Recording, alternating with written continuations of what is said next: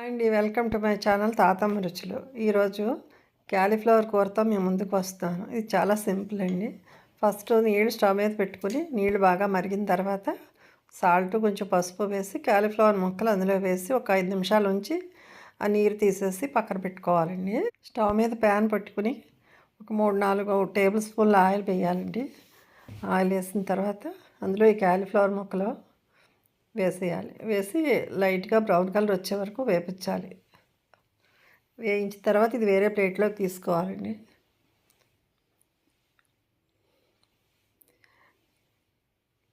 వేరే ప్లేట్లోకి ఇలా లైట్ బ్రౌన్ కలర్ వచ్చేసాయి కదా, వేరే ప్లేట్లోకి తీసుకున్నాం. తర్వాత మళ్ళీ అందులో జీలకర్ర, ఎండుమిరపకాయ ముక్కలు, ఒక 3-4 ఎండుమిర్చి వేయాలండి. కరివేపాకు, చిన్న అల్లం, వెల్లుల్లిపాయలు దంచేసి వేశానండి నేను. కొంచెం వేగిన తర్వాత పచ్చివాసన పోయేలాగా వేగిన తర్వాత ఉల్లిపాయ ముక్కలు మనం తరిగి పెట్టుకున్న ఒక 3 ఉల్లిపాయ ముక్కలు అందులో వేసేయాలండి. వేసుకుందాం. ఇప్పుడు కొంచెం వేగం మగ్గిపోవడానికి వీలుగా చిన్న సాల్ట్ వేద్దాం. కొద్దిగాను సాల్ట్ వేసి మూత పెట్టి మగ్గనిద్దాం. మధ్యలో కలుపుతూ ఉంటే అలా మధ్యలో కలుపుతూ ఉంటే ఉల్లిపాయ మగ్గిపోతుందండి.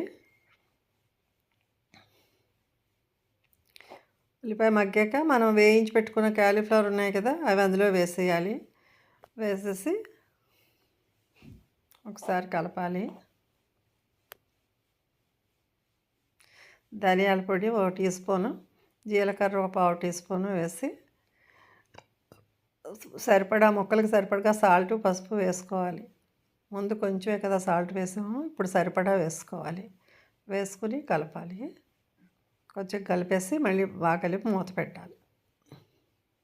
మూత పెట్టి కొద్దిసేపు మగ్గనివ్వాలి. మధ్యలో కలుపుతూ ఉండాలండి.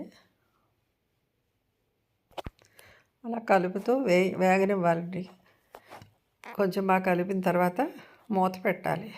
కొద్దిగా గరం మసాలా పొడి కూడా వేయాలి. 1 పావు స్పూన్ గరం మసాలా పొడి వేసుకుంటే సరిపోతుంది. వేగే వరకు మధ్యలో కలుపుతూ వేయించుకుంటూ మూత పెడుతూ ఉండాలి. స్టవ్ సిమ్లో ఉంచాలి. మన దగ్గర ఉంటే కొంచెం మీడియంలో పెడుతూ ఉండొచ్చు. వేగిపోయిందండి. ఇప్పుడు 1/2 గ్లాస్ నీళ్ళు వేద్దాం. క్యాలీఫ్లవర్ ఉడకడానికి సరిపడగా నీళ్ళు పోసుకోవాలి. నీళ్ళు పోసి కలిపి మూత పెడతాం. ఇంకా దగ్గరికి అవుతుందండి. ఇంకా కొంచెం నీళ్ళు ఉన్నాయి, ఇంకా కొంచెం అవ్వాలి. ఈ కూర చాలా బాగుంటుందండి. ఇది సింపుల్, చేయడానికి కూడాను చాలా టేస్టీగా ఉంటుంది.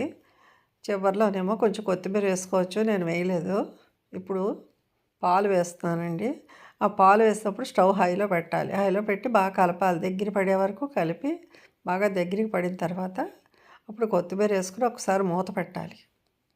మూత పెట్టి 2-3 నిమిషాలు ఉంచేసరికి సిమ్లో పెడితే ఆయిల్ అలా సెపరేట్ అయిపోతుందండి. ఆయిల్ సెపరేట్ అయిపోయింది.